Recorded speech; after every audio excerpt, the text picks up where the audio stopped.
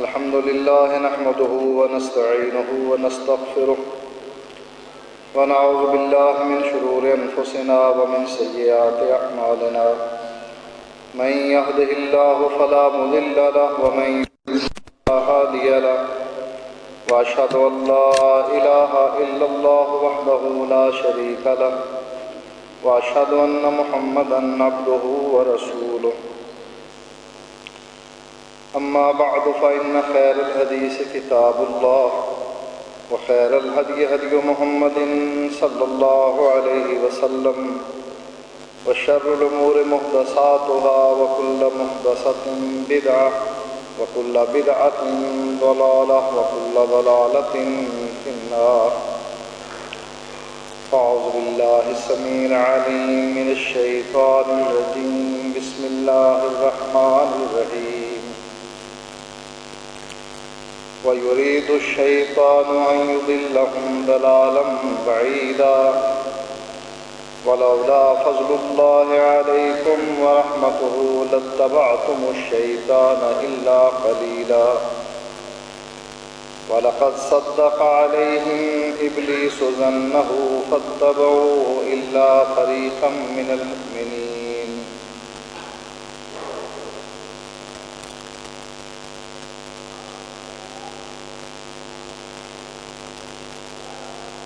انسان نے تعلیم کی وجہ سے اپنی عقل سے ہواؤں میں لوہے کو اڑنا سکھا دیا، پانی پر تیرنا سکھا دیا. ایسی ایسی ایجادات سامنے آ رہی ہیں کہ انسان کی عقل دنگ ہے.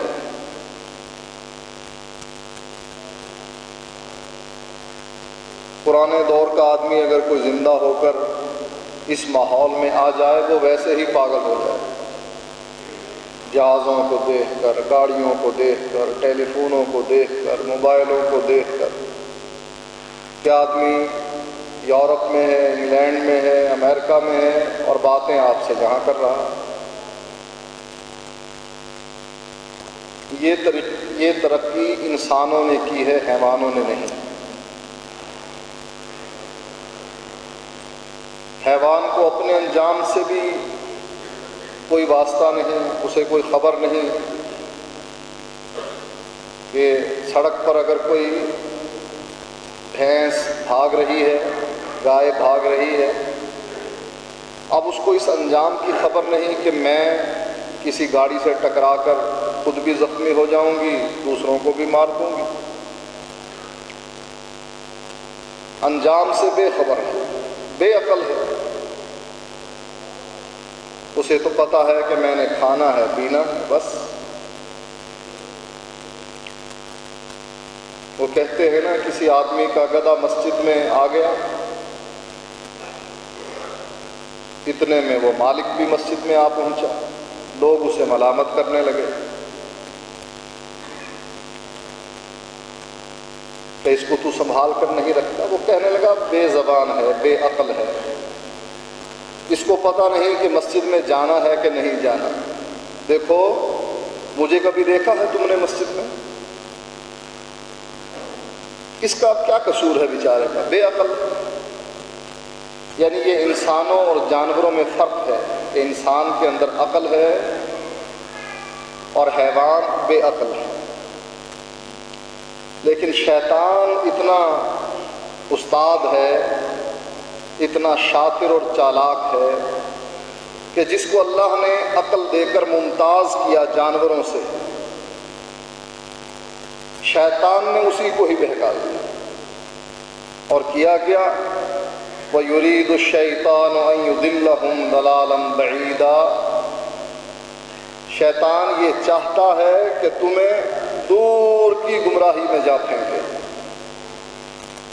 اندھیروں میں پھینک دے، نہ تمہیں راستہ ملے، نہ بچاؤ کا کوئی راستہ ہو، گھاٹیوں میں تنگ اور تاریک جگہ پر جہاں کوئی آدمی نہ ہو ایسی جگہ پر تجھے جا پھینکے، یہ شیطان کا ارادہ ہے۔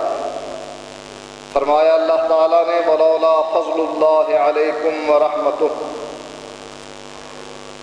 اے میرے نبی کے صحابہ اور اے اللہ کے نبی، اگر تم پر اللہ کا فضل اور رحمت نہ ہوتی لَاتَّبَعْتُمُ الشَّيْطَانَ إِلَّا قَلِيلًا، تو تمہاری اکثریت بھی شیطان کے پیچھے چل پڑتی۔ یہ تو اللہ کا فضل ہے، اللہ کی رحمت ہے، اور یہ اللہ کا خاص انعام ہے۔ ہمیں جتنا شکر ادا کرنا چاہیے اس بات پر کہ اللہ تعالیٰ نے ہمیں توحید جیسی نعمت سے نوازا۔ یہ خاص اللہ کا کرم ہے، اس کی رحمت ہے۔ فرمایا اگر میرا فضل اور میری رحمت تم پر نہ ہوتی لَاتَّبَعْتُمُ الشَّيْطَانَ إِلَّا قَلِيلًا، تو تمہاری اکثریت بھی شیطان کے پیچھے چل کر توحید سے عاری ہو کر جہنم کا ایندھن بن جائے۔ وَلَقَدْ صَدَّقَ عَلَيْهِمْ إِبْلِيسُ ظَنَّهُ، اللہ فرماتا ہے کہ شیطان نے یہ کہا تھا کہ میں ان کو گمراہ کر دوں گا۔ اللہ فرماتا ہے ابلیس نے جو اپنا کہا تھا اس کو پورا کر دیا۔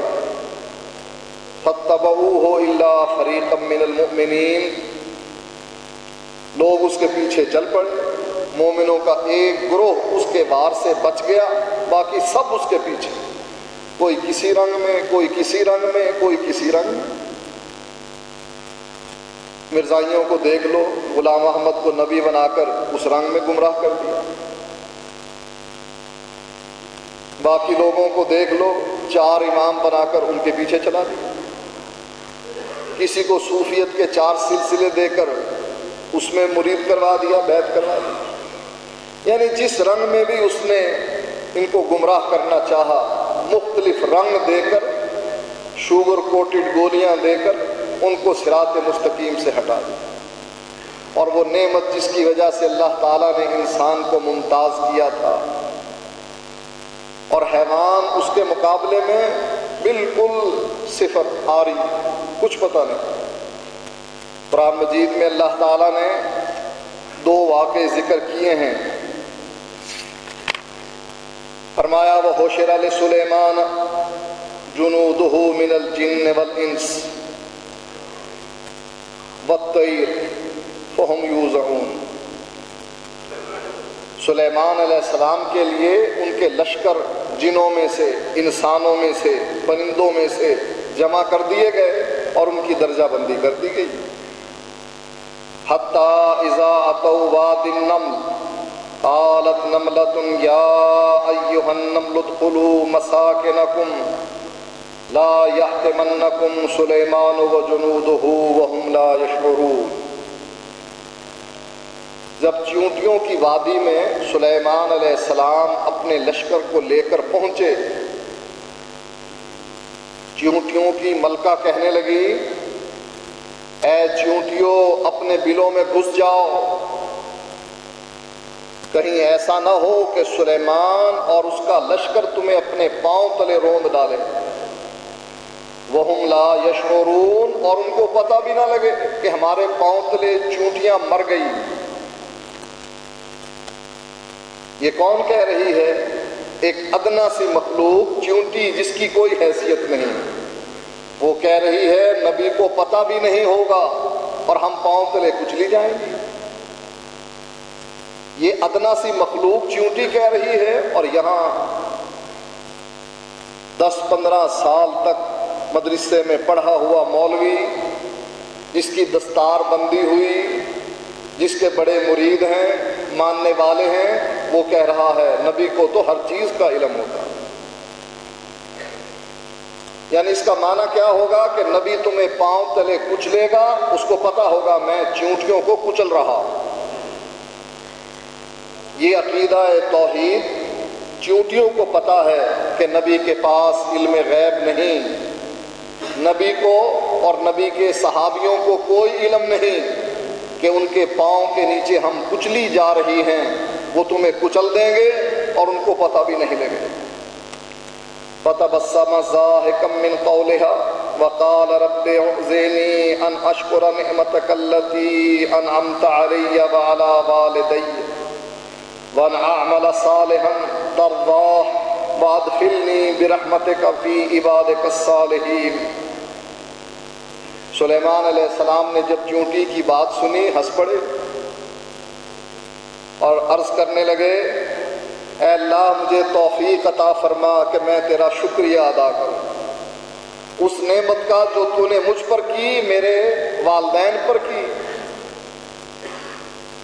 اور مجھے توفیق عطا فرما کہ میں عمل صالح کروں، ایسے عمل ترضاہ جس سے تو راضی ہو جائے۔ عمل کرنے کا مقصد کیا ہے؟ اللہ راضی ہو جائے۔ دنیا کو دکھانا مقصود نہیں، دنیا کو جتلانا مقصود نہیں، ریاکاری مقصود نہیں۔ اے اللہ مجھے توفیق عطا فرما کہ میں ایسے عمل صالح کروں جس سے تو راضی ہو جائے۔ وَأَدْخِلْنِي بِرَحْمَتِكَ فِي عِبَادِكَ الصَّالِحِينَ، اور مجھے اپنی رحمت کے ساتھ نیک لوگوں میں شامل کر دے۔ کوئی غرور نہیں، نبی ہے۔ ہمارے ہاں تو کوئی حج کرنے کے لیے چلا جائے واپس آ جائے، یہ حاجی صاحب، اور اگر 2-3 حج کر لے پھر الحاج، باہر دروازے پر گھر کے باہر پھٹی لگوائے گا، لکھو الحاج محمد شفیع۔ یہ غرور ہے، تکبر ہے، اور یہ نبی ہے اور اللہ سے التجا کر رہا ہے، یا اللہ مجھے توفیق عطا فرما، میں تیرا شکریہ ادا کروں، میں تیرا شکر ادا کروں اس نعمت کا جو تو نے مجھ پر کی، میرے والد پر کی۔ یا اللہ مجھے توفیق عطا فرما کہ میں عمل صالح کروں، ایسے عمل کروں جس سے تو راضی ہو جائے۔ پھر دعا کرتے ہیں، یا اللہ مجھے اپنے نیک بندوں میں شامل کر لے، تاکہ جب نیک بندوں میں شامل ہوگا تو جنت ملے گی، لیکن اپنی رحمت کے ساتھ، اپنے فضل کے ساتھ میرا عمل اس لیے کافی نہیں کہ میں نیک لوگوں میں چلا جاؤں۔ وَتَفَقَّدَ الطَّيْرُ فَقَالَ مَا لِي لَا أَرَى الْهُدْهُدَ أَمْ كَانَ مِنَ الْغَائِبِينَ۔ مجلس شورا بیٹھ گئی، دیکھنے لگے، کہتے ہیں مجھے وہ ہدہد نظر نہیں آ رہا۔ سلیمان علیہ السلام کے ساتھ جانے والا، پانی کی تلاش کرنے والا، اس میٹنگ سے غائب تھا۔ فرمانے لگے، لَأُعَذِّبَنَّهُ عَذَابًا شَدِيدًا أَوْ لَأَذْبَحَنَّهُ أَوْ لَيَأْتِيَنِّي بِسُلْطَانٍ مُبِينٍ۔ جب وہ آئے گا میں اسے شدید عذاب میں مبتلا کر دوں گا، یا میں اس کو ذبح کر دوں گا، یا وہ میرے پاس اپنی غیر حاضری کی وجہ لے کر آئے گا کہ میں کس وجہ سے غائب رہا، کس وجہ سے غیر حاضر رہا، میٹنگ میں نہیں آیا۔ فَمَكَثَ غَيْرَ بَعِيدٍ فَقَالَ أَحَطتُم بِمَا لَمْ تُحِطْ بِهِ وَجِئْتُكَ مِنْ سَبَإٍ بِنَبَإٍ يَقِينٍ۔ تھوڑی ہی دیر میں ہدہد اس میٹنگ میں پہنچ گیا، کہنے لگا اپنے نبی سے، سلیمان علیہ السلام سے،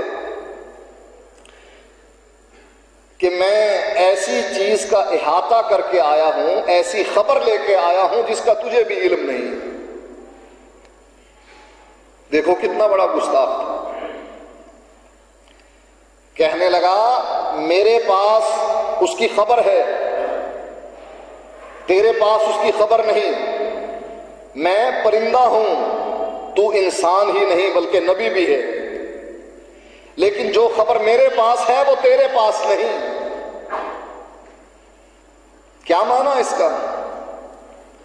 کہ نبی عالم الغیب نہیں، ہر خبر نبی کے پاس نہیں ہوتی، بعض خبریں غیر نبی کو معلوم ہو جاتی ہیں، نبی اس سے لا علم ہوتا۔ پرندہ